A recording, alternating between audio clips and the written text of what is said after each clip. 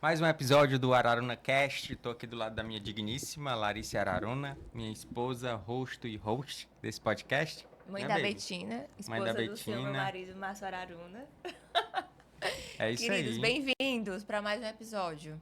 E hoje a gente vai falar bastante sobre a conexão entre coração, entre hormônios, entre cérebro, organismo como um todo, mudança de estilo de vida, enfim. Então a gente vai falar bastante sobre esses assuntos que fazem com que a gente ganhe saúde e para isso eu trouxe aqui um convidado mais do que especial, né, baby? Especialíssimo, gente. Ele é speaker de tudo que você imagina. Ele vai falar para vocês, tá? E a gente é amigo dele, a gente é chique. Tiagão Tomás, Tiagão! Dr. Tiago Tomás, Olá, pessoal. cardiologista, amigo, a gente conheceu há 5 anos atrás, não foi? 5 anos atrás, uma mentoria. Pois é, estamos aqui. Então a gente vai falar hoje sobre como que a gente raciocina em cima de risco cardiovascular. O que faz a gente olhar para uma pessoa e enxergar nela, eu costumo dizer, né, que tipo, nós médicos, a gente tem meio que uma visão de futuro. Tipo, quando o paciente chega para a gente consegue meio que enxergar o futuro dele.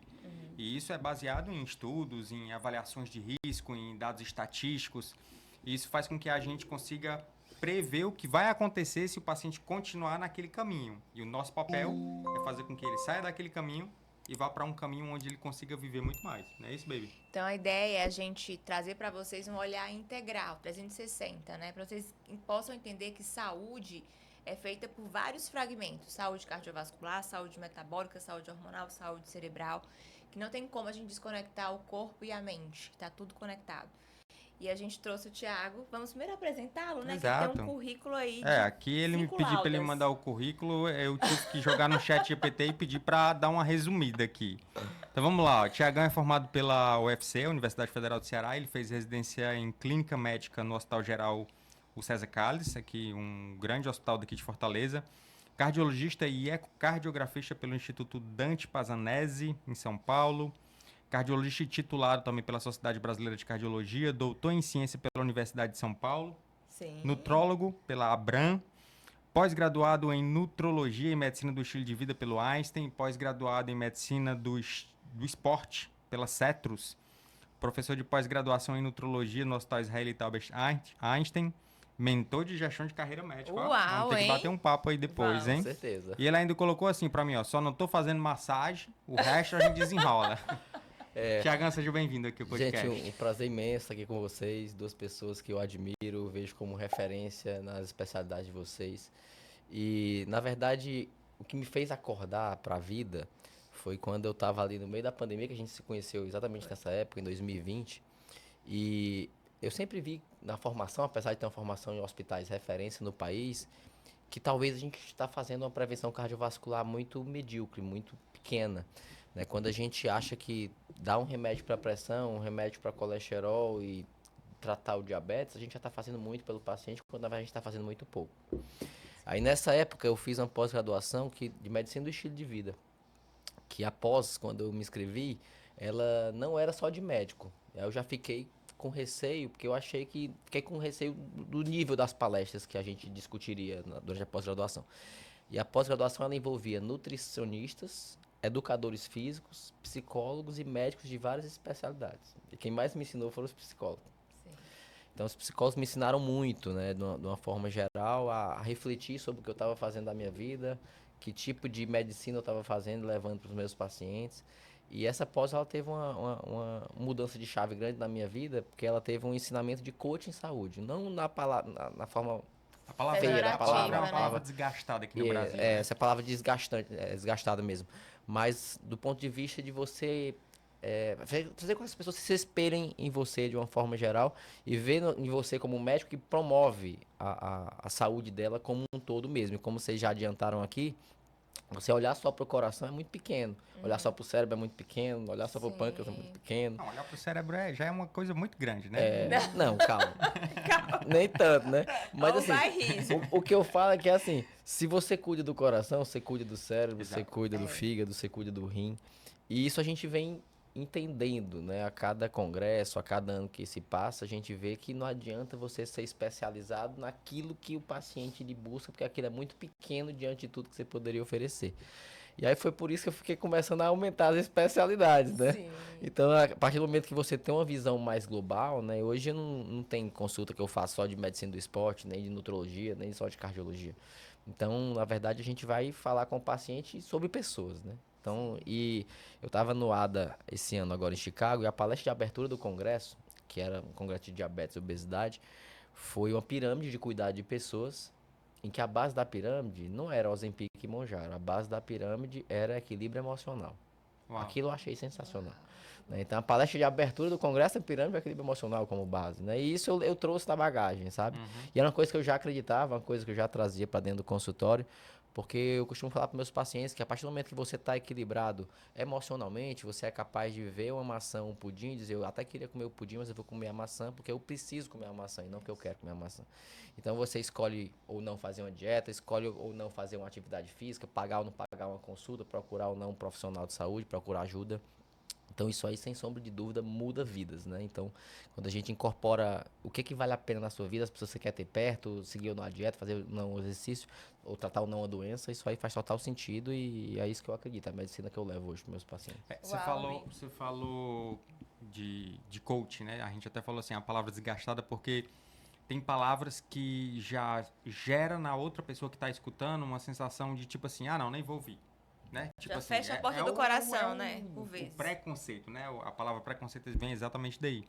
Mas, tipo, a gente também chegou a fazer alguns treinamentos onde a gente começava a trazer algumas técnicas de coach. Coach lá fora, inclusive nos Estados Unidos, é algo que é É bem bem evidente, conceituado, né? né? Sim. Mas algumas técnicas fazem com que a gente ganhe habilidade em instigar no paciente o comportamento.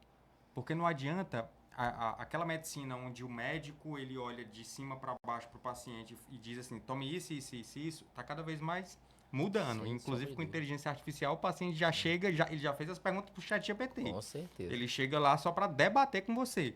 Então, quando a gente começa a ter noções, não só de técnicas de coaching, né, mas técnicas de psicologia, técnicas de comportamento, e aí volta para a parte de emoção, né? Da Sim. base da pirâmide ser a parte emocional.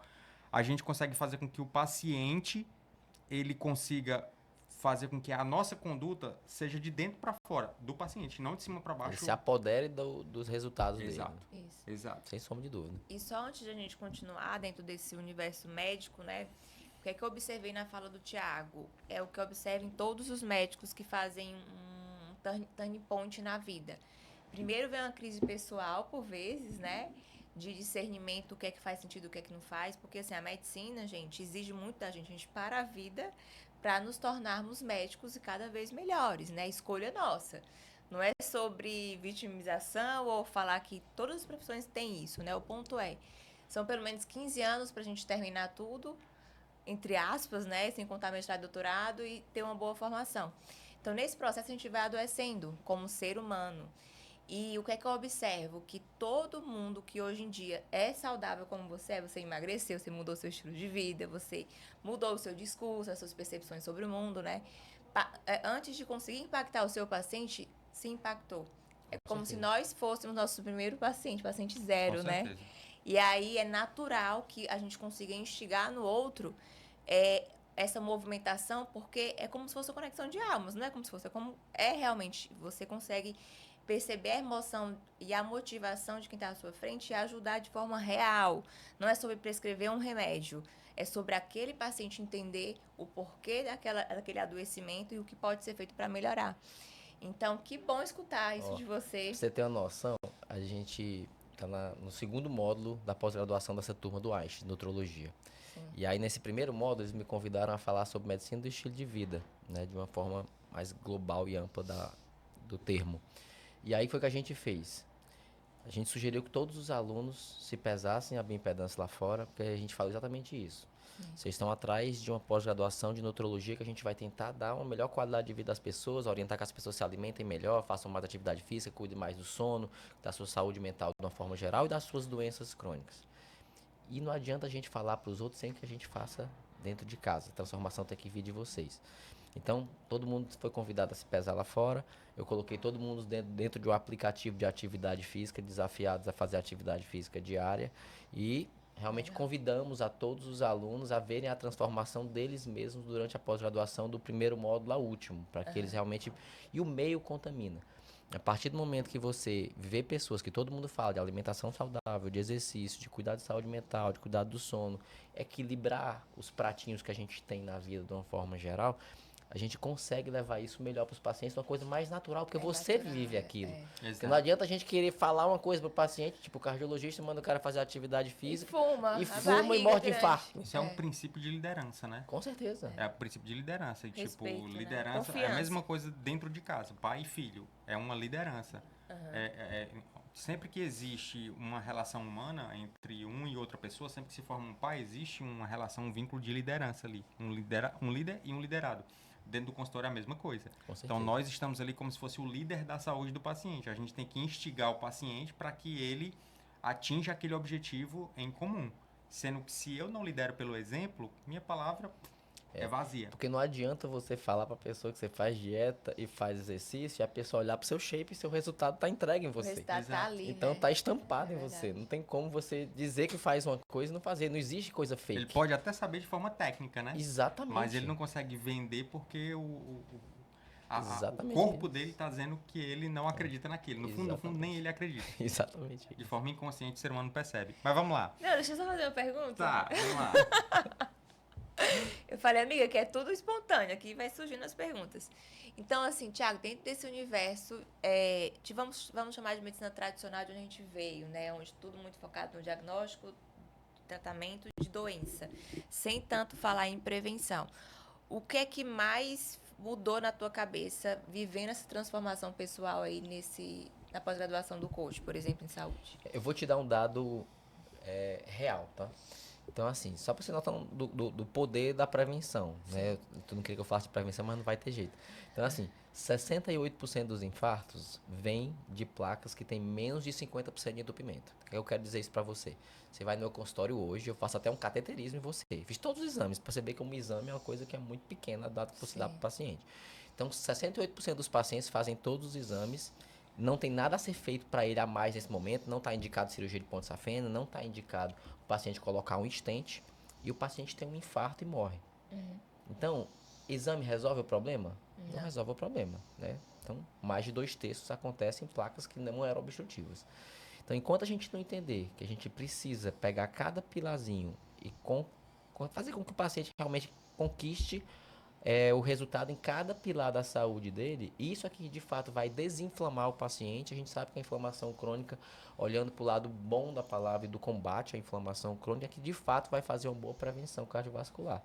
Então isso vem de inflamação cerebral, inflamação cardiológica, hepática, enfim, isso vai desde o acordar e pegar um sol, ver a natureza, Sim, pé na grama, né? com certeza. Relacionamento com os Isso tudo. filhos, Com né? certeza, isso aí faz total sentido na minha vida hoje, né? Não sei se faz na de vocês, mas eu espero que sim.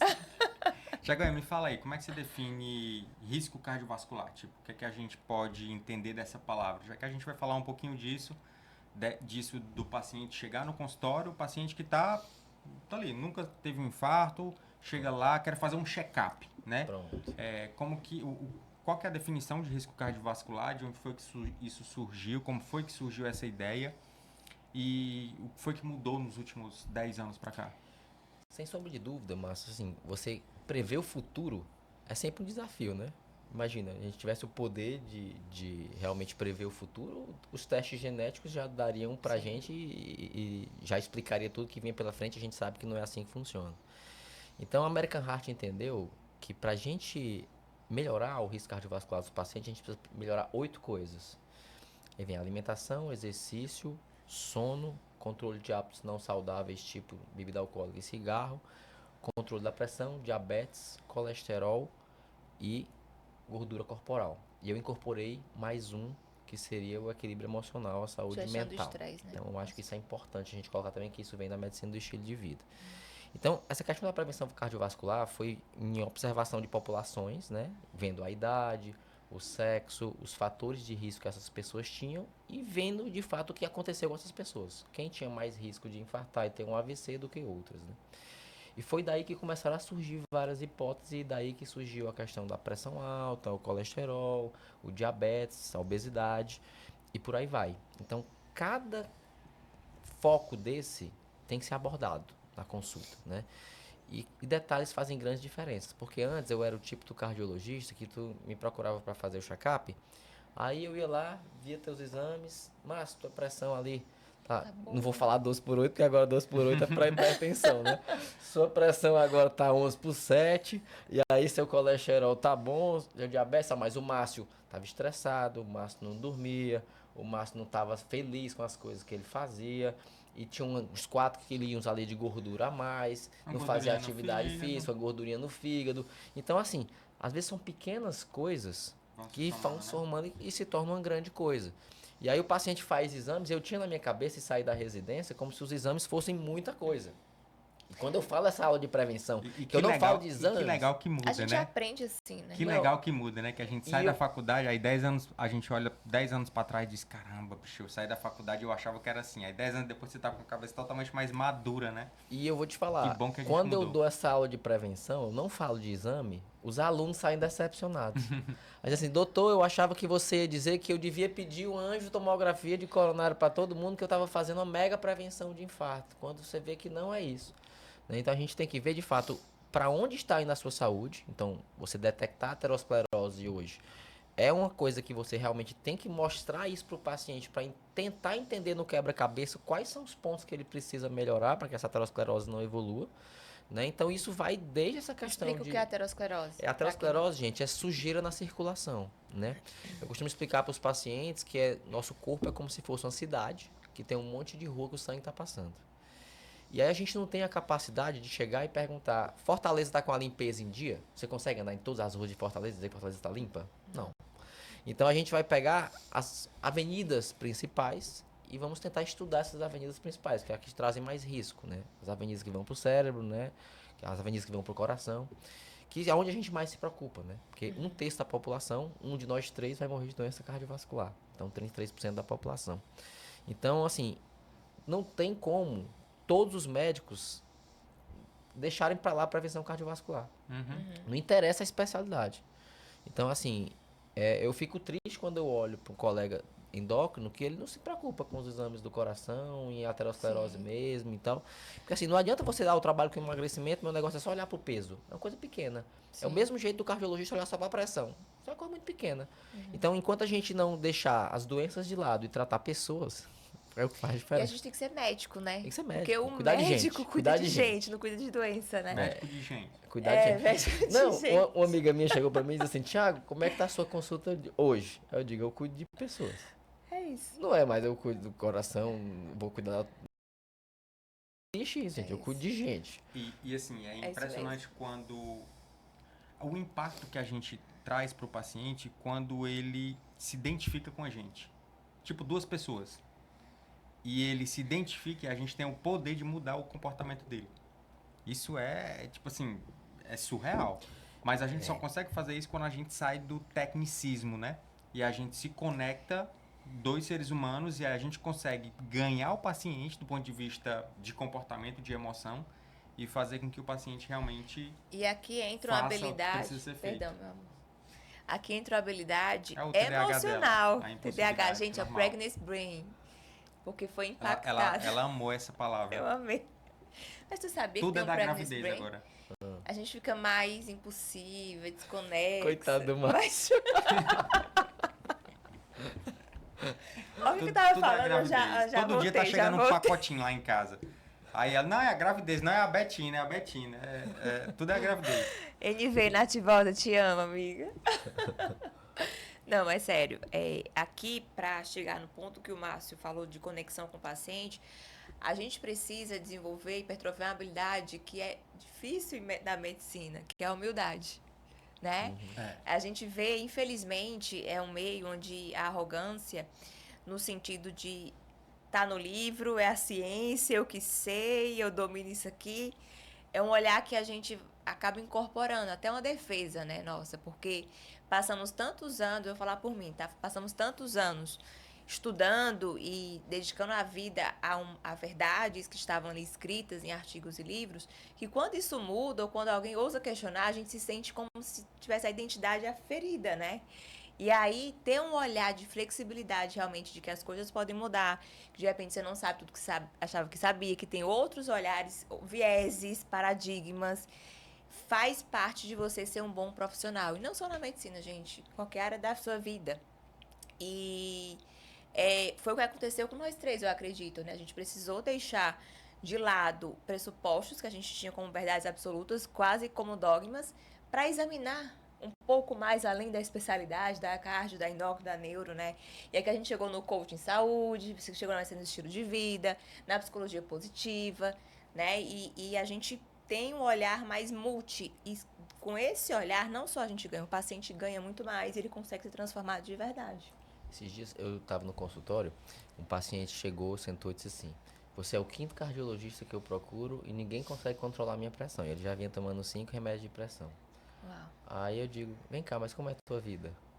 Aí o paciente já desarmou. Nossa, que pergunta, né? Olha isso. Então assim, simples, né? aí ele começou a falar, né? E até a forma que você pergunta, é uma pergunta aberta e deixa o paciente à vontade para falar. Aí ele começou a me explicar. Trabalhava 3 turnos. Em um turno era noutra cidade que ele tinha que ir, voltar, às vezes não comia, estressado para ver se os pacientes estavam aguardando por ele ou não. Não conseguia fazer nada de autocuidado de saúde. Aí eu perguntei: o que você está fazendo pela sua saúde hoje? Uau. Aí o paciente, né? Cortisol no talo. Eu entendi que realmente eu tenho que mudar né, minha vida para poder controlar a doença. Então, assim, quando a gente pergunta à pessoa: o que você está fazendo pela sua saúde? O paciente, ele entende perfeitamente, porque a gente tenta jogar para baixo do tapete e a gente quer que alguém valide o que a gente não faz, mas quando alguém pede para refletir, hoje o que eu trabalho é reflexão de pessoas. Às vezes o paciente chega na consulta e diz: doutor, vim só para levar um puxão de orelha lá. Quem sou eu para dar puxão de orelha de ninguém? A gente não está aqui para julgar ninguém, né? Isso a gente aprende na medicina do estilo de vida. Cada um sabe o que faz a sua vida. Não interessa o que você faça, mas você tem que saber o que você faz na sua vida. Então, não me interessa julgar. Agora, eu preciso fazer com que você reflita. Se está valendo a pena aquilo que você está fazendo, porque você está atingindo. Sim. Então, a partir do momento que a gente tira essa reflexão, né? Então, é como o Márcio faz. Então, o paciente que está ali com quadro demencial e tudo, será que esse paciente está cuidando do cérebro dele? Não, Márcio, então, assim, o que é que ele está fazendo para cuidar da cabeça dele? Exato. Então, às vezes, o paciente está fazendo tudo errado e não tem... E nem sabe o que está fazendo errado. E nem sabe. O que a gente fala na medicina do estilo de vida é que assim, a gente tem que tirar que o paciente fique aquele paciente que ele é incapaz, mas ele sequer é inconsciente. Então ele faz as coisas erradas, Sim. mas ele nem tem noção que aquilo está Sim. errado. Aí ele vai para sua consulta. Aí você dá as orientações suas. Aí ele passa a ser consciente, mas às vezes ele não é incapaz de fazer o que você orientou. Depois ele faz na força do ódio, que ele é capaz, mas ele está indo forçado. E você chega no topo da pirâmide, que é ele inconscientemente já está cuidando da saúde dele. Sim. Então, assim, ele já virou um hábito fazer atividade física, já virou um hábito se alimentar melhor. Então, o nosso objetivo é tirar o paciente dessa questão de inconscientemente estar detonando a saúde dele e levar ele para um patamar que ele faça aquilo de fato mais natural, né? Então, isso é difícil, mas, por exemplo, esse ano eu errei 3 vezes. Teve 3 dias que eu não fiz atividade física. E foram 3 dias que eu fiquei altamente chateado. Olha, tá fazendo diário, amigo. Então, Uau. eu faço 10 atividades por semana. Eu já vou... É? A minha meta é 40... Como é Conta teu aí, hábito conta de, pra de gente. atividade física? Minha Conta meta aí. hoje são 40 treinos mês. Esse mês, meu treino hoje, eu acho que deve ser o 36, 37 do mês. Aham, Então, assim, eu corro 3 vezes por semana. sim. E é importante a gente explicar ao paciente o que é o treino de cardio. Explicar para o paciente que intensidade, né, muda completamente se um treino é aeróbico ou anaeróbico. Intensidade não é velocidade, não é ladeira. Na verdade, é quanto o seu coração se esforça para fazer o que você está, de fato, executando no treino. Então, intensidade é quanto a frequência cardíaca sobe para fazer aquele treino. Então, eu posso estar correndo com você, ser intenso para mim, e para você não ser, apesar da gente estar na mesma velocidade. Então, assim, orientar o paciente a fazer esses treinamentos de cardio, pelo menos 150 minutos de atividade moderada. Essa atividade moderada a gente se baseia pela frequência cardíaca ou percepção de esforço. Então, vamos supor, eu estou fazendo uma caminhada com você ou um trote com você, uma corrida leve. Se você tá, para falar uma frase, você teve que parar para respirar, isso é um exercício moderado. Então, tá na zona legal. É diferente do pace fofoca que você seria a tá ali zona 2, caminhando. né? que a Pace- gente pace fica- fofoca. O pace fofoca que você tá ali caminhando e fofocando, não Falando para da de vida falar. Então, esse exercício tá Esse leve. eu não conhecia. O pace fofoca tá leve. Então tem que ter 150 minutos de atividade moderada. Aí pode Sim. ser corrida. Caminhada Às vezes eu tenho rápida, Os né? pacientes chegam. Doutor, mas eu tenho problema no joelho. Eu digo, tudo bem, então você não vai correr. Você vai fazer um elíptico, você vai fazer uma bicicleta, uma natação. Então, o tipo de treinamento ele pode ser com qualquer esporte que se adapte. Então, assim, cada vez que o paciente me traz um problema, eu dou a solução. Então, ele se desarma. Eu tô com problema no ombro, malha a perna. Eu tô com problema na perna, vai malhar o braço. Então, assim, gente, tem saída para tudo. Só que você precisa enxergar a saída. Se você ficar arrumando problemas, você nunca vai fazer o que precisa fazer. E eu falo isso na minha vida. Eu digo, ó, não adianta você ficar reclamando, focando nos problemas. A gente tem que ver qual é a solução para o problema. E se não tiver solução, paciência. Beijo, até a próxima. Mas a solução vem, cria-se. Aí eu não né? terminei, ó. Aí 150 minutos de atividade que eu divido em três treinos. Eu gosto de falar isso para os pacientes, porque assim, treinos curtos, muita gente vai para academia, aí depois fica ali 20 minutos na esteira e tal e para. Ou então faz só os 20 minutos mesmo. Só que assim, o seu corpo, ele vai tirar caloria a depender da intensidade do treino e do tempo. Então vamos supor, se eu comecei a fazer uma caminhada agora, como é uma atividade leve, a gordura é onde meu corpo vai escolher para tirar energia, né? Porque é uma atividade leve. Em alta intensidade, meu corpo não tem capacidade de tirar energia da gordura. Isso cai muito e começa a tirar mais da glicose, né? Do carboidrato. Então, a partir do momento que eu treino o meu paciente a ficar um bom queimador de gordura e um bom queimador de carboidrato, ele melhora até a própria dieta dele. Então, eu estou treinando meu corpo através do treino a queimar melhor quando ele tiver os determinados tipos de alimento.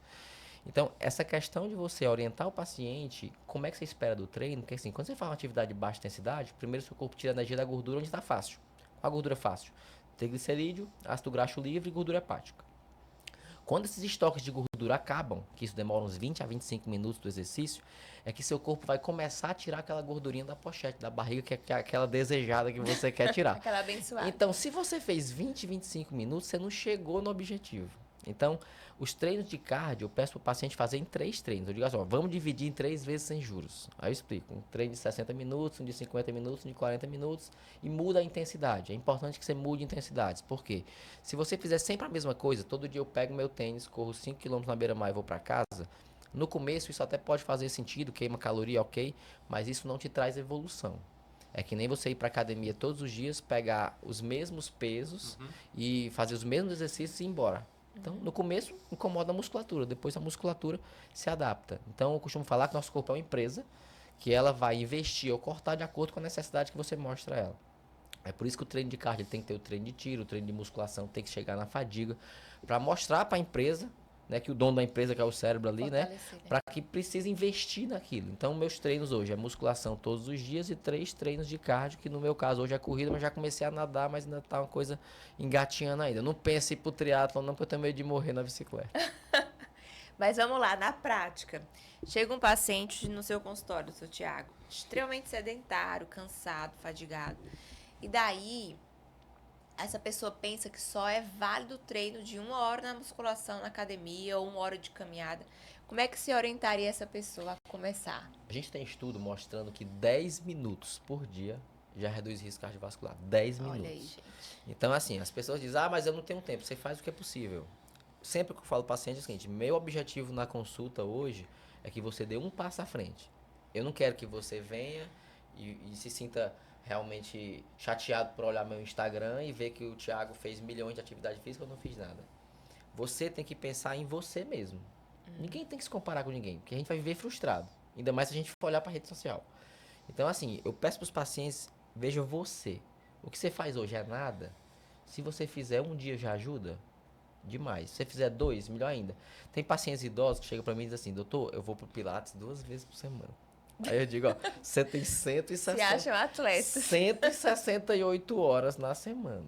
Você vai dedicar 2 horas para fazer atividade física, mas tudo bem, você dedicou. Você não lhe tira do sedentarismo, né? Porque o sedentarismo ele envolve também a quantidade de passos que você dá por dia, o tempo que você fica sentado, além do tempo que você realmente faz atividade física. Então, são esses 3 pilares. Então, fazer academia 3 vezes por semana não te tira do sedentarismo. Eu sinto muito te informar, não fique chateado, não chore, não fique com raiva de mim. Mas é exatamente isso, entendeu? Os nossos trabalhos hoje, muita gente em home office, estou atendendo os pacientes o dia inteiro. Então, eu preciso realmente dar passo, ficar mais tempo em pé, além da atividade física. Então, o pouco faz diferença. E assim, às vezes você tira o paciente idoso de 2 pilates que ele ia. Se ele vai para o terceiro, eu digo, você já imaginou que que você aumentou em 50%. Você fazia 2, só fazendo 3, aumentou 50% do que você Sim. fazia antes. Então, um passo a menos, uma hora a mais que você. Um passo a mais, uma hora a mais que você dedicou, já tem um mega resultado. Aí o bom disso é a gente levar a composição corporal para o nosso consultório. Porque a partir do momento que a gente tem ferramentas educacionais, que o paciente entende o que você está querendo explicar e ele vê os resultados, a gente na MEV, a gente usa muito as metas SMART. A gente tem que ser específico. Então, assim, vamos supor, você vai voltar comigo daqui a 3 meses. Então, eu já te dei um tempo, que é o T do SMART. Eu tenho que ser específico. Eu quero que você melhore. Você estava fazendo 2 treinos por mês, então você vai fazer 3 treinos por mês. Ou perder 3 quilos, 1 quilo por mês. Essa meta tem que ser atingível. Porque não adianta a gente fazer uma coisa que seja irreal, o paciente vai se frustrar. Tem que ser uma coisa que seja totalmente atingível. Tem que ser uma coisa que a gente consiga mensurar. Então o M do SMART é mensurar. Então se eu vou olhar uma balança, ou uma bioimpedância, ou uma taxa que seja de glicose, ou uma taxa de colesterol, é uma meta que você consegue medir.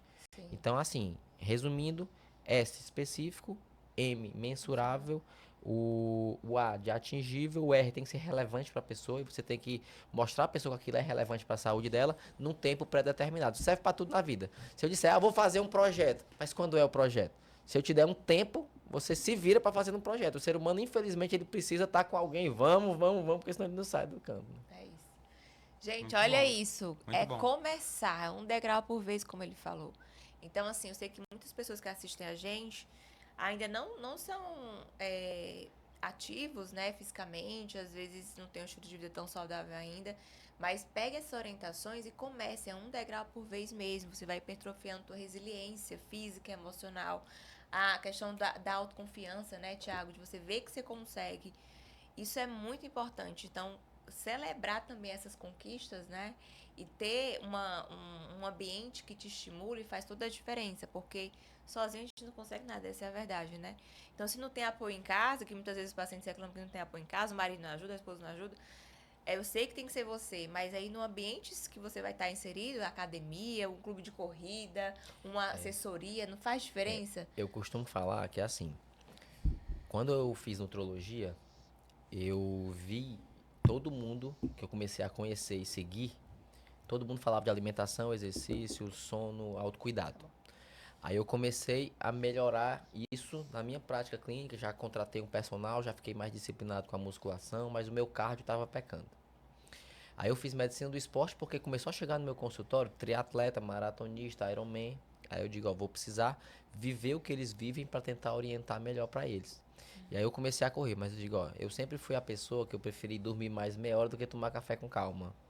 Então, eu acordar mais cedo para fazer atividade física, sempre eu malhei de noite, 9 da noite, 10 da noite, meu personal vai essa hora lá para casa, o povo me chama de louco, mas é a hora que eu tenho e é a hora que eu faço. O importante é você fazer, né? Não adianta a gente, assim, eu falo sempre assim, os 5 quilômetros que eu não faço, ele vai ser pior do que aqueles um caminhado de um quarteirão que eu faço, de fato. Não, a gente tem realmente focado no que a gente geralmente consegue fazer mesmo. Então, quando eu entrei na medicina do esporte, eu digo, eu vou ter que estar perto desse povo. E aí eu me inscrevi numa assessoria de corrida, que aí eu cheguei lá, preguiçoso, 5h30 da manhã, com aquela cara, aquele bom humor.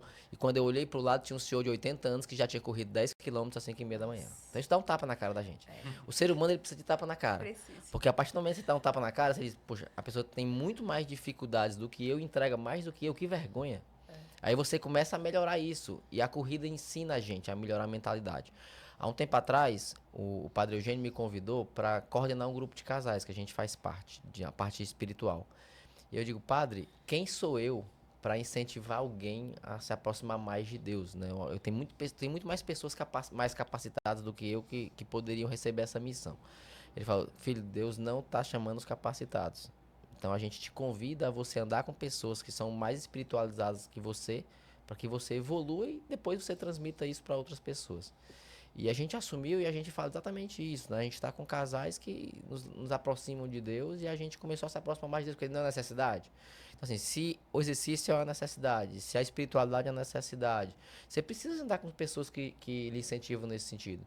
Se os seus amigos só lhe chamam realmente para coisas que não te trazem para cantos, nenhum benefício, seja do ponto de vista espiritual, financeiro, cuidado de saúde, enfim, será Não que é são amigo? amigos. Será que é amigo? Né? É A gente tem verdade. que pensar nisso. Né? Os relacionamentos são muito importantes, né? Total. Porque somos extremamente influenciados por eles, pro bem e pro mal.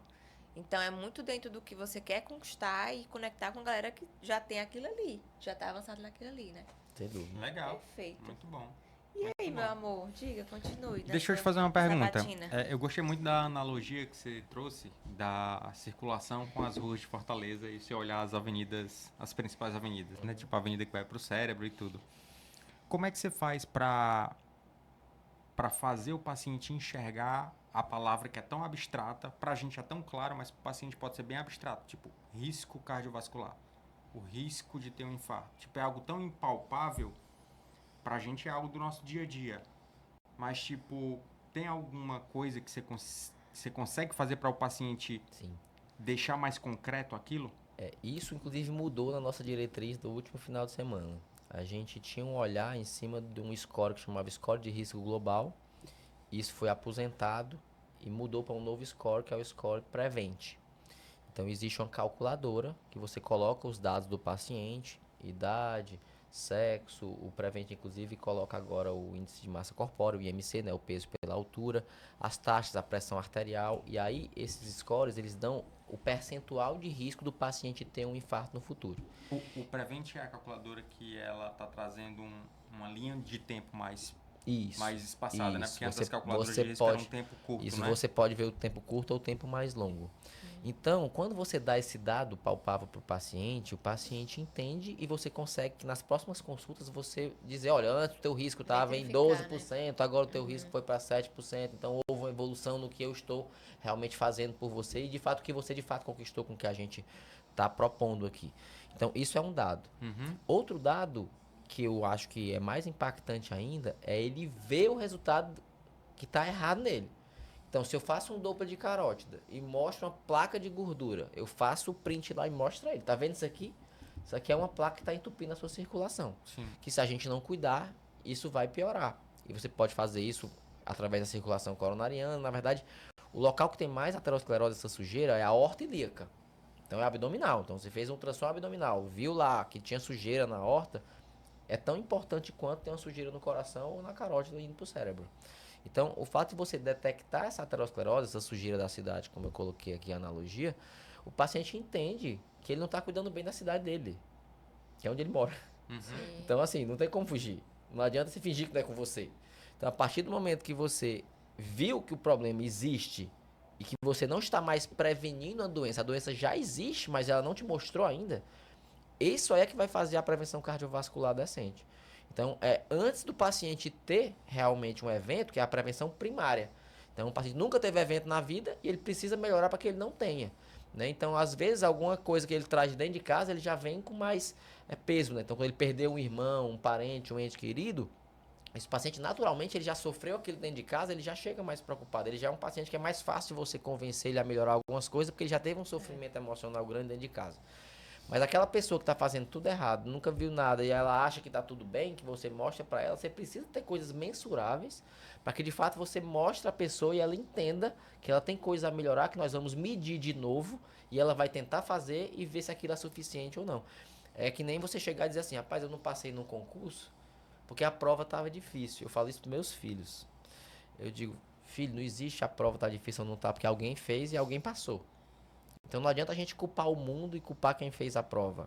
Se você, por exemplo, numa perda de peso, você diz, mas eu como pouco e não está perdendo peso, o pouco não está sendo suficiente. Então você fez uma prova, fez um concurso, não tirou a nota adequada, não foi o suficiente o que você fez. Então a partir do momento que você entende isso, você assume a responsabilidade sobre o processo, sobre o projeto. Então assim, eu preciso melhorar nisso, nisso e nisso, e a partir do que você propõe para o paciente, ele vai dar um passo para frente em todas as consultas. Então, quando eu vejo que tem muita coisa a melhorar, eu falo assim, vem cá, qual foi o principal motivo que você me procura? Então a gente precisa entender, de fato, qual é a dor do paciente. Né? Paciente, eu quero perder peso. Dele, né? Mas por que você quer perder peso? Mas é porque eu não consigo ir pra praia de biquíni. Porque eu não consigo namorar com meu marido de luz acesa. Então existe um problema por trás disso, eu não consigo brincar com os meus filhos. Tive um amigo que ele falou pra mim, cara, eu viajei com minha família, eu não consegui acompanhar meus filhos. Eu tava altamente cansado durante a viagem, que eu cheguei com a plena consciência que eu preciso melhorar meus hábitos, preciso emagrecer, preciso cuidar mais de mim, porque eu não tô conseguindo cuidar de quem eu amo. Então, a partir do momento que você entendeu o porquê, então você consegue fazer com que o porquê, o propósito, leve o processo, né? Então, enquanto você não achar o propósito do paciente, você fica meio perdido na consulta. Então, tem que ter realmente, você mostrar o que está de errado, mas entender o propósito dele. Então, às vezes ele tem muitos problemas, mas a gente precisa resolver um. Então, tipo, hoje como eu atendo da cardiologia e da nutrologia, da medicina esportiva, que vem do adolescente ao idoso, pode ser uma coisa que não tenha pouca coisa ou tem muita coisa a ser resolvida. Então, eu digo, ó, nessa consulta, o que é que está mais lhe afligindo o coração? Qual o motivo principal que você me busca? Isso aí a gente vai ter que resolver. Então, os outros a gente pode tentar dar um passo para melhoria e tal, aí cada consulta você vai dando um passo para frente. O importante é isso, é você ter step by step mesmo, né? Então, e passo a passo mesmo. E esse olhar do processo é muito importante, né, Thiago? Porque, assim, as pessoas chegam com 20 quilos, 30 quilos acima do peso e às vezes elas querem resolver tudo em 2 meses. Sendo que o ganho não foi em dois Isso. meses. Foi um adoecimento progressivo. Se a gente entender o excesso de peso crônico como sendo um sintoma de algo maior, a gente valoriza realmente os degraus que a gente precisa subir. E aí a ideia do acompanhamento longitudinal, né? Eu tava Na verdade, o quê? Horizontal. É Longitudinal. a longo prazo mesmo. Pronto, a longo prazo. Ó, Pregnancy Brain. eu tava num evento em Boston com o Dr. Lee Kaplan, que é professor de Harvard, uma das maiores sumidades em obesidade do mundo. E ele tava explicando que, assim, existe, claro, uma questão genética, Sim. mas tudo que você faz no seu dia a dia é como se você tivesse uma desregulação hipotalâmica. Então, o seu hipotálamo, que é o termômetro de energia ali do metabolismo, ele não sabe de fato o quanto você tá, como se você tivesse um salário e você não tivesse vendo as contas que você está pagando. Então, existe um custo que você ganha de fato. E aí você desequilibra o hipotálamo e aí você acaba tendo essa desregulação energética que você come a mais do que deveria. Sim. E aí quando você, por exemplo, você trata a obesidade, tanto da mudança do estilo de vida quanto com novos tratamentos, você vai pegar esse 7 pontos hipotalâmico, esse gasto energético, como se você tivesse um salário de 10 mil reais, e falar, ó, a partir de hoje, o teu salário é 8 mil. Então, quando o teu salário é 8 mil, você vai ter que readequar a sua vida para que você comece a trabalhar com 8 mil. No começo, se você ganhava mais e passou a ganhar menos, você vai sofrer. Tem um momento de adaptação, mas depois você adapta as suas contas que você começa a viver com um novo salário. Então, essa questão do tratamento da obesidade é você restabelecer um novo set point, né, hipotalâmico, para que o cérebro entenda, e a gente tem que fazer isso pelo menos por 13 meses, para mostrar que existe uma nova realidade, para o hipotálamo se readequar. E antes disso, se você, por exemplo, suspender um tratamento de obesidade, há uma grande chance do paciente não ter regulado de fato o hipotálamo e esse paciente voltar a ganhar peso. Então é importante a gente mostrar para os pacientes esses entendimentos que tudo está interligado, como a gente estava falando, né? Então cérebro, coração, rim, fígado, está tudo junto. Então não tem como a gente tratar as coisas, as pessoas por partes. Né? E continuando, quer falar? Não, Essa pode câmera falar. desligou, descarregou. Né? Trazendo esse olhar do tratamento da obesidade, vamos lá falar de obesidade, já que a gente entrou nesse tema.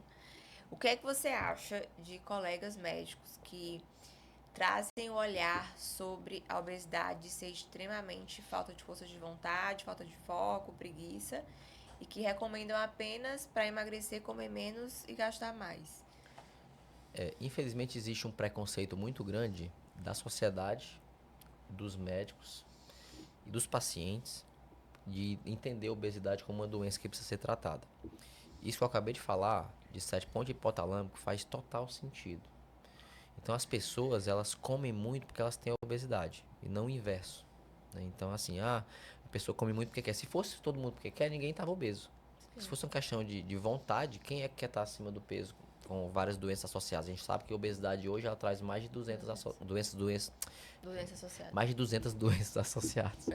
Então, assim, a partir do momento que você trata a obesidade, você trata muita coisa. Então, o paciente que estava com dor no joelho, eu falando isso para colegas ortopedistas. Você diga, pai, tu é ortopedista, teu paciente está com uma lesão no joelho, tu está infiltrando 10 vezes por ano o joelho desse paciente, tu não está tratando a causa base, que é a obesidade. Então, o ortopedista ele tem que saber nutrologia. E se ele não souber, ele tem que ter uma equipe multiprofissional para ajudar a resolver o problema de fato. Então, quando a gente trata a obesidade como doença, a gente faz um reequilíbrio hipotalâmico, exatamente isso que eu falei. Você muda o set point do paciente e o paciente passa a ser saciado com menores porções de comida. Agora, quem come menos precisa comer melhor. Então, uma coisa que a gente escuta muito no consultório é que é assim, eu como pouco e não emagreço. Mas vem cá, o que é o pouco? O que é a qualidade? Comer pouco não quer dizer também que a pessoa coma pouca caloria e que aquela qualidade seja boa ou ruim. Sim. A gente tem que entender o que de fato o paciente come. E é engraçado que quando a gente para na consulta, mesmo que você não seja nutrólogo, você seja cardiologista ou você nem é médico, mas se você parar para ouvir o que as pessoas de fato fazem em cada refeição, você entende e faz com que ela entenda para onde ela está caminhando. Né? Hoje, com a própria inteligência artificial, se você bater fotos dos pratos que você comeu o dia inteiro e pedir opinião para a inteligência artificial, ela vai te falar de caloria, de macronutriente, micronutriente. Ela vai te dar dados da dieta que talvez você não tivesse noção. Então, outro dia eu estava em São Paulo, eu pedi uma salada, que aí veio a salada, você acha que tá abafando, comendo a salada, mas aí tinha um molho de azeite com ervas e um molho com maionese, com um monte de coisa, que só o molho, eu fui olhar, o molho por si só era 500 calorias. Então você jura que tá comendo a salada mega fitness e você tá comendo mais calorias se fosse arroz, feijão, carne e uma refeição completa. Então, assim, é importante a gente dizer para os pacientes e tentar educar, isso é uma questão educacional. É que nem você utilizar um dispositivo que mede glicemia no diabetes. A partir do momento que o paciente ele comeu lá uma tapioca e olha que aquilo ali alterou muito o diabetes, ele começa a entender que aquilo não faz bem para ele. E antes ele não enxergava. Mas tem um também que não quer enxergar, né? Mas é importante a gente fazer com que enxergue, porque quando as consequências ninguém quer sofrer. Ninguém quer ter um infarto, ninguém quer ter um AVC, ninguém quer ficar realmente acamado com alguém, lhe dando banho na cama. Mas essa reflexão tem que vir antes, né? Aí é que tá. A prevenção, o mais difícil da prevenção cardiovascular é que ela é invisível.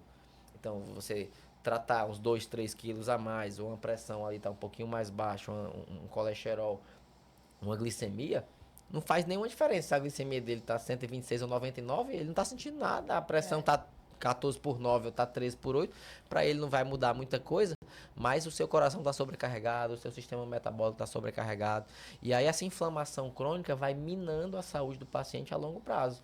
Não só cardiovascular, mas neurológica, né? A gente vem vendo isso, e aí a gente começa a entender mais a fundo, e às vezes você vai falar isso para as pessoas que acham que tratar hipertensão, dislipidemia ou Alzheimer é só dar uma medicação, quando tem muita coisa por trás de comportamentos, de atitudes, de autocuidado de uma forma geral. E mais efetivas no longo prazo. E mais efetivas a longo prazo, porque assim, não adianta você querer tratar as doenças também por 2 a 3 meses, né? Então, o difícil é que você faça com que a pessoa leve aquilo para a vida. Então, assim, eu mudei meus hábitos, eu gostei de estar assim, e aquela foto que eu olho acima do peso, eu jamais voltarei para ali. Eu costumo falar, olha, se você emagreceu, fez uma cirurgia bariátrica, a gente vê muito paciente voltar a ganhar peso depois da cirurgia bariátrica, porque não houve um trabalho pré-cirúrgico que a pessoa entenda que ela precisa mudar a vida dela. Tem que emagrecer então, a mente, né? Entre aspas, né? Claro, a cirurgia vai ajudar ela, aqueles 2 anos ali de casamento que você, apesar de você, nem casamento eu costumo falar, né? Que apesar de você não estar ali focado e tudo, as coisas geralmente vão andar e tudo de qualquer forma, você vai emagrecer de qualquer jeito, mas a longo prazo, se você não tiver um emagrecimento de fato saudável, mantendo a massa muscular, fazer atividade física, comendo a proteína, tendo entendimento da alimentação, aquilo não é sustentável, né? Eu acho a maior dificuldade nossa é colocar que as pessoas pensem em sustentabilidade. Legal, legal. Tiagão, e falando aqui, eu tenho que falar primeiro que senão ela domina aqui. Não, só finalizando a questão da obesidade, Tá. só para trazer, reforçando a ideia que a gente fala para vocês sempre aqui, de obesidade ser uma doença crônica, como o Thiago trouxe. São vários fatores associados. Tem a genética, o comportamento, o ambiente, parte hormonal, emocional. Ocorre realmente uma desregulação neurobioquímica cerebral, que a gente precisa entender que o tratamento envolve medicações também. O estilo de vida, sim, é a base, é o principal, eu diria, honestamente, pensando no médio e longo prazo, sendo que para esse paciente conseguir se engajar, a gente regular essa parte está desregulada a nível bioquímico, emocional e cerebral, a gente entra com medicações aprovadas e seguras e maravilhosas que vem mudando aí, né? E a gente tem que acabar com o preconceito do tratamento, né?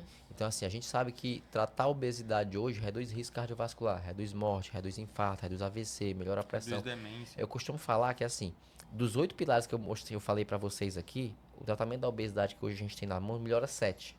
Melhora o hábito alimentar, melhora a questão do abandono de hábitos de álcool e cigarro, melhora o sono, porque melhora a apneia do sono, Emoção, melhora a pressão, melhora a autoestima, melhora o colesterol, melhora o peso, melhora o diabetes. Então, dos 8 pilares da saúde, vai melhorar praticamente só não vai fazer exercício por você, né? Mas assim, o VO2 melhora Sim. porque depende do peso. Então até isso melhora, Agora né? eu vou até te perguntar o que os pacientes perguntam no consultório todos os dias, para ver sua resposta.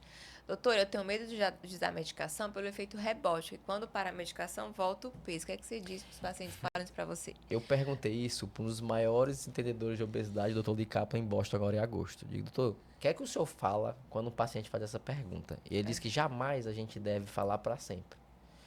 Porque a partir do momento que você fala para sempre, você dá uma sensação no paciente de um túnel sem fim. Às vezes incompetência dele, né? Competência dele. Nossa, eu tô entrando num buraco que eu não tô vendo fundo. Isso. Então, quando você propõe um tratamento, seja para lá o que seja, seja para lá o que for dos pacientes, você vai dizer, você vai ficar tomando aqui até a nossa próxima avaliação para a gente lhe dar umas novas estratégias. Então, se eu vou viajar 1.000 quilômetros e eu ficar pensando no meu destino final, eu fico sofrendo.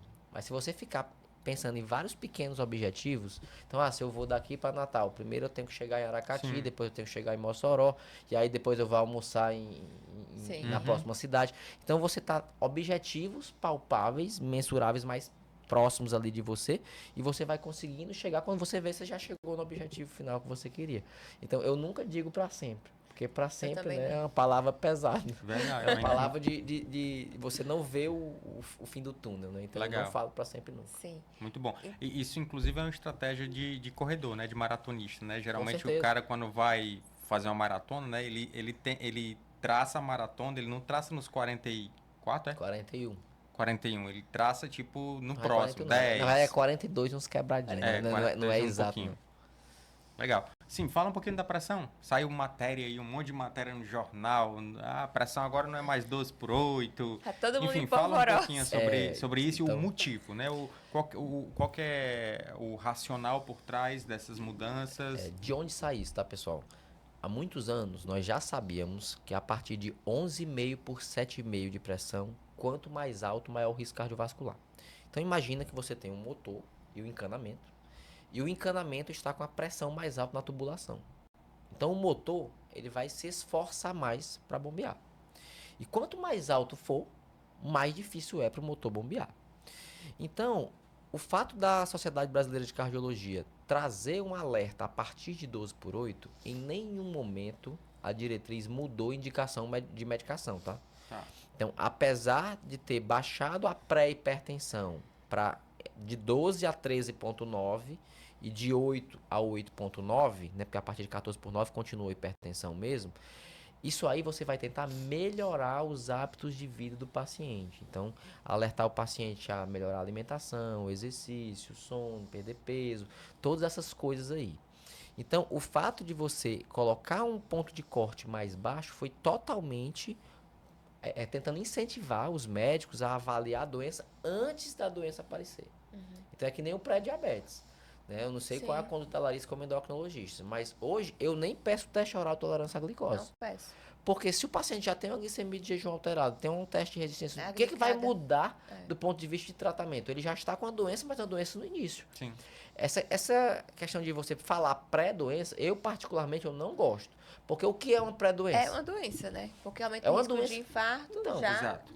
É uma doença no câncer início. de mama. Isso. Então não tem como a gente fugir disso. E como são variáveis contínuas, então se o paciente está ali com 14,1 ou 13,8, isso não muda nada. Então a glicemia de jejum de 109 ou 125, o que é que vai mudar na vida do paciente? O paciente já está com taxas alteradas. Então isso precisa realmente ter uma intervenção. Então não necessariamente medicamentosa. Porque infelizmente o público leigo, muita gente ficou falando na internet que isso era um incentivo da indústria farmacêutica para que os médicos prescrevessem mais medicação, medicalizar mais, que é o que a gente fala sobre medicação, mas dentro de um contexto necessário de um tratamento de uma doença. E óbvio que você tem que ser medicado quando for preciso. Sim. Né? Então a gente não está falando contra a medicação nem a favor, na verdade tem doenças que precisam ser tratadas. Então os pontos de corte foram exatamente esses. Aí um paciente me perguntou na entrevista que eu estava dando no sábado sobre se a pressão dele 12/8 está ruim se ele estiver tomando medicação. Isto é, se o paciente estiver em tratamento de hipertensão, a meta é 13/8. Então, se o paciente já tem a doença, está tratando e está pressão 13/8, está dentro da meta da diretriz, tá? Então, 12/8 a 14 seria aquele paciente que não tem diagnóstico de hipertensão, para que aí ele já tente melhorar os hábitos de vida dele antes. E existe um perfil de paciente que você pode pensar em medicar mesmo antes de 14/9, mesmo nos níveis de pré-hipertensão. Que são aqueles pacientes que já têm vários outros fatores de risco, aquilo que a gente estava falando. Se o paciente tem pré-hipertensão, pré-diabetes, dislipidemia, que é alteração de colesterol, o paciente está sedentário, está obeso, esse paciente ele já tem um monte de pequenas coisas a serem melhoradas, levando ele para uma grande coisa, né? Então, cada pequeno fator desse que você contribuir, então é importante. Então, esse perfil de paciente, ele vai se beneficiar do tratamento da pré-hipertensão. Então, a pressão dele está 13,5 por 8,5, mas está obeso, está com apneia do sono, está com diabetes, dislipidemia, esse paciente ele já deve ser medicado. Então, é individualizar. Entender quem é a pessoa, o que ela de fato está fazendo para cuidar da saúde dela, ver cada doença crônica em que passo está e, de fato, você propor mudanças da vida dela de uma forma geral, seja tratando com medicação ou não, conquistando cada controle de fator de risco, né? Isso é que importa. Legal. Perfeito. Muito bom, hein? Muito Uau, bom. isso é porque a gente nem chegou no colesterol. Foi 1 hora. Vamos ter que marcar outro Vamos ter que momento do marcar um só pra colesterol, gente viu, falar de amigo? dislipidemia, Porque a gente viu? veio pensando que ia falar sobre dislipidemia. A gente nem falou em colesterol. É, mas é bom que esse aqui fica um episódio tipo de Preâmbulo. pré e a gente vai para os assuntos de dislipidemia num próximo, né? Então pronto, a Mas- gente já pegou o gancho pro próximo. Eu acredito que a mensagem final aqui é sempre individualizar. Até falando em colesterol já, vamos dar uma pincelada rapidinho. Porque as pessoas às vezes olham, Thiago, pro colesterol, o número lá e acham que o colesterol vai dar infarto. Não quer saber da história do paciente, dos exames, de que tipo de colesterol é esse, do estilo de vida desse paciente. E às vezes já acha que um número mais baixo vai conferir longevidade, qualidade de vida. Qual o seu olhar sobre isso? O que a gente sabe hoje, né? De estudos aí com meta-análise com muita gente. Quanto maior o LDL, maior o risco cardiovascular. Quanto menor o LDL, menor o risco cardiovascular. Mas esse LDL ele pode ser um LDL mais bonzinho ou um LDL que é mais vilão. Como é que a gente entende isso? Olhar para o seu paciente. Então, se esse teu paciente tem, vamos lá, vamos dar 2 cenários aqui. 2 pacientes com LDL de 100. Um paciente com LDL de 100, ele faz toda a atividade física, é magrinho, esse paciente ele não tem nenhum outro fator de risco, não tem história familiar, nada. E o outro paciente tem um LDL de 100, mas está acima do peso, uma PCR alterada, triglicerídeo lá em cima, as alterações de resistência insulínica, todo inflamado de uma forma geral. Você tem dúvida que apesar de ele ter o mesmo LDL de 100, um tem um risco mais alto do que o outro? Nenhuma. Então, assim, precisa eu também pedir subfracionamento de LDL desse paciente para entender que aquele LDL daquele paciente, ele tem realmente um LDL mais heterogênico, mais inflamado? Não. Então, assim, a gente tem dados, obviamente, que a gente vai levar em consideração. O LDL é importante. A diretriz colocou também a lipoproteína A, né? Que a gente sabe que ela é até mais heterogênica do que o LDL, mas ela deve ser medida uma vez ao ano. Então, é importante a gente incorporar isso na nossa prática clínica, pelo menos uma vez na vida. Eu falei do ano, é uma vez na vida o paciente dosar a lipoproteína A. Tem um olhar também para a proteína B, né, que ela reflete mais ou menos o LDL. A diretriz também trouxe isso como O corte uma seria incorporação 30, 50 de quê? LPzinha. A LPA, a partir de 50 aumenta o risco. Na 50, verdade, o normal é abaixo de 30. O normal é 30, E mas quanto 5, mais alto, 50. pior.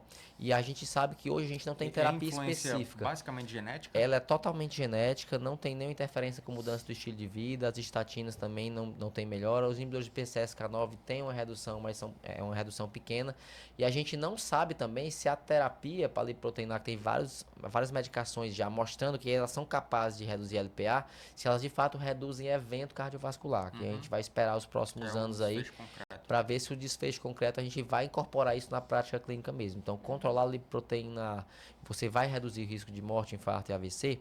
E eu achei curioso que eu estava numa palestra no Congresso Norte-Nordeste, na mesa de dislipidemia lá em São Luís recentemente, e um colega trouxe um caso de um paciente que ele começou a usar hormônio em dose suprafisiológica por um nutrólogo. E esse nutrólogo não, que eu vou defender minha especialidade, um pseudo-nutrólogo, né? Porque a isso. pessoa falar só realmente dar hormônios e dar um monte de manipulado para você, essa pessoa não faz nutrologia de verdade.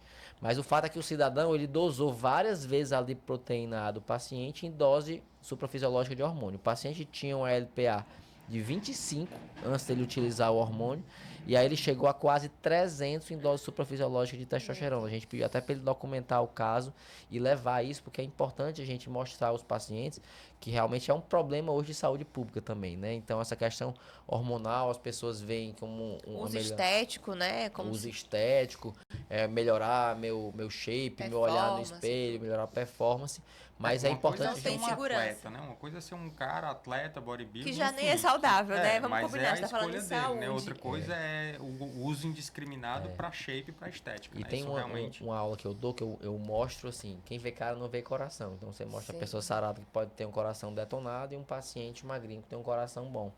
Então assim, de fato a gente entender melhor essa prevenção cardiovascular com um olhar mais profundo de pessoas é o que de fato eu acho que vai mudar o rumo da medicina. Porque se a gente ficar simplesmente pensando e os pacientes entenderem que o check-up é ir uma vez ao ano ao cardiologista para fazer alguns exames, isso é muito pequeno para a prevenção Demais. cardiovascular. Então, enquanto a gente não entender e cuidar de pessoas e não de doenças específicas, claro que as doenças você vai levar em consideração, mas fazer com que a pessoa realmente incorpore cada coisinha dos pilares de saúde dela é que de fato vai reduzir o risco dela.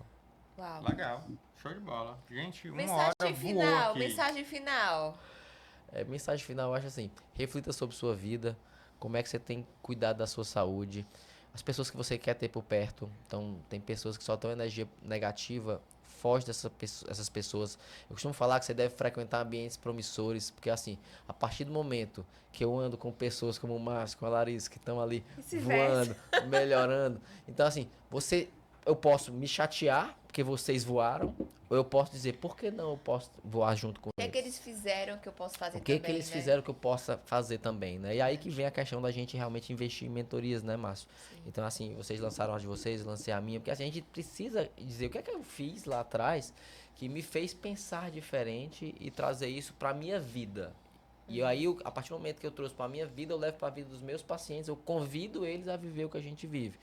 E aí é importante que essa semana mesmo, eu já perdi as contas de quantas pessoas chegaram pra mim. Doutor, eu não ia fazer atividade física, mas quando eu olhei seu Instagram, eu me senti forçado a fazer. Por quê? Porque as pessoas procuram referências naquilo que elas Liderança. buscam.